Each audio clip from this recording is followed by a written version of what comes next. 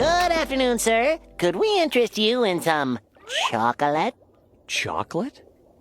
Did you say chocolate?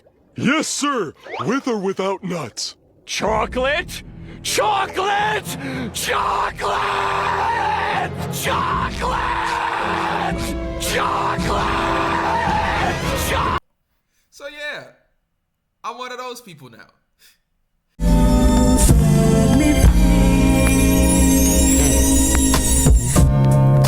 Still out here from the project. Yeah, I think it was about time for me to talk about my experience using Linux. I've been on Linux pretty much as my main desktop, pretty much my main operating system for the last at least 2 years. 2, almost pushing 3. And to be honest, if I can give you like the lowdown, the TLDR for it, I think it's a good idea to switch over, depending on your use case. Now, some of y'all are here saying like, alright, what made you switch over to Linux? Like, Windows has already have pretty much everything you need. What else? Why do you need to switch over? Actually, it was 2 things. Pushing on 3, but mainly 2. Because this is around like 2020, 2021, where I pretty much started my Linux journey pretty much.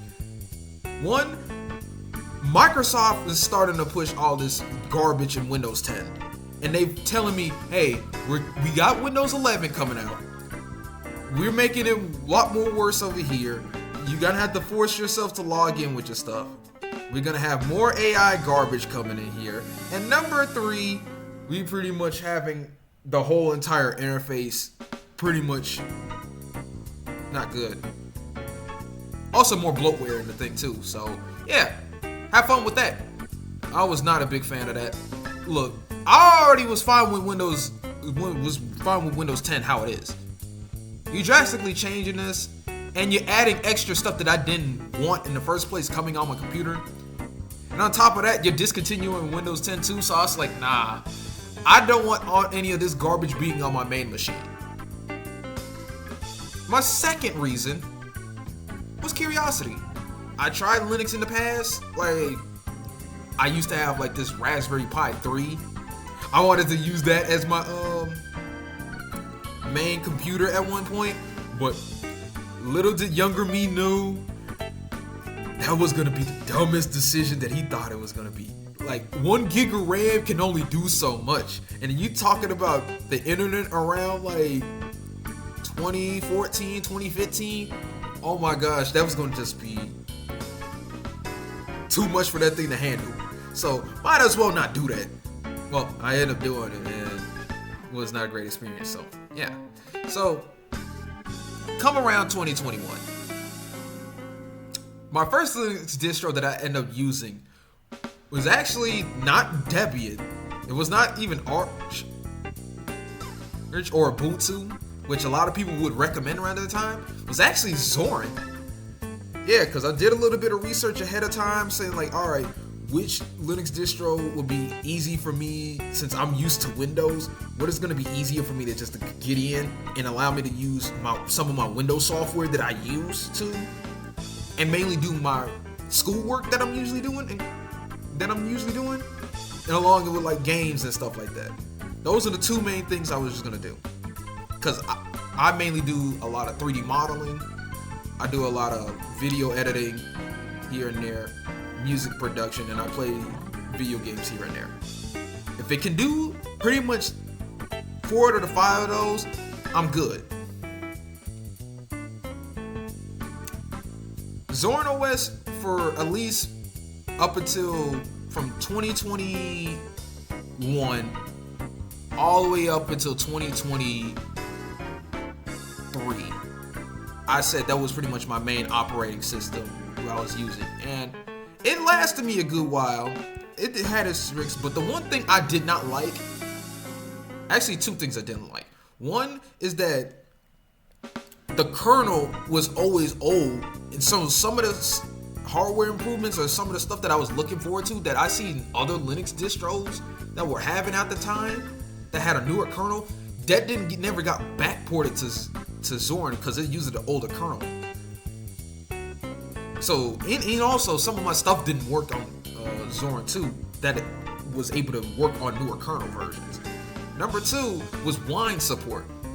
Wine, and I keep hearing this from a lot of distros that support Ubuntu. Wine versions are just horribly maintained in Ubuntu. So they pretty much have an old version of Wine built in. And if you don't know what Wine is, that's pretty much allows you to run Windows software on Linux how it is. If you don't have like an up-to-date version of Wine, some of your things will just break out of the box. Like if you have a Unity application, it will not work right if you're using a super old version of Wine.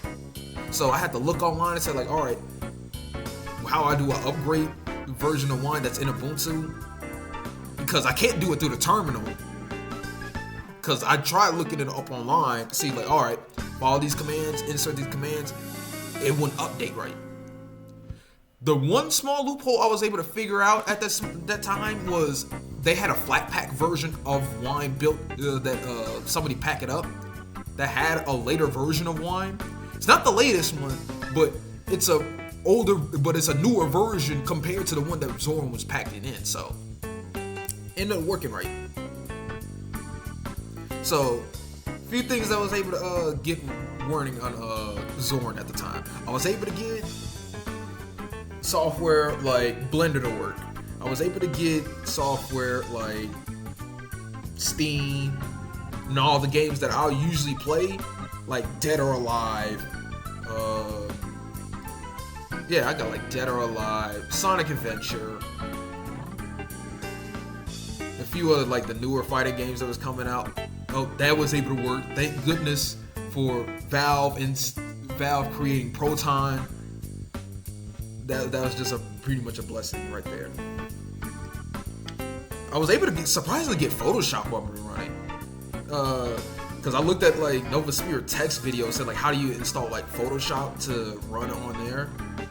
Rest in peace to Don over there, man. Like, dog, that's crazy knowing that he helped me out in my early Linux journey for getting me on here.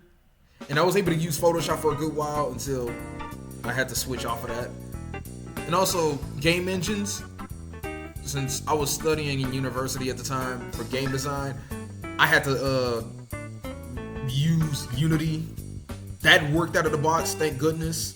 I also tried out Godot over there too. That pretty much was a first class citizen too. So pretty much all the software that I usually thought it was not gonna work, ended up working. Now, how about now? What am I doing now? I am currently running Tuxedo OS. Why? It's pretty much like what I already had before, but it's a lot more performant. The best way I can describe it is like you're upgrading from driving a Honda Fit to at least a Toyota Corolla. That's what I'm saying. Like the drastic in between, this is like the drastic jump between the two, despite being like in a similar class, it's pretty good. Like the kernel is pretty much near a rolling release, like it's a newer kernel that's coming out,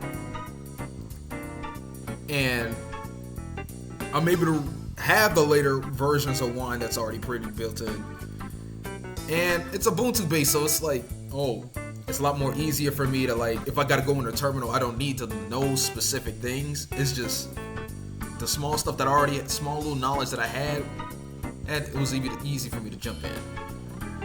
So yeah, it was pretty cool now. So long as I was able to get my work done and certain programs that was able to come over, I was able to run this pretty much as my main operating system. However, that doesn't make me stay on Linux 100% of the time. Like I said earlier, that software support is pretty much what is trying to make me stay on here. But unfortunately, not all software works on here.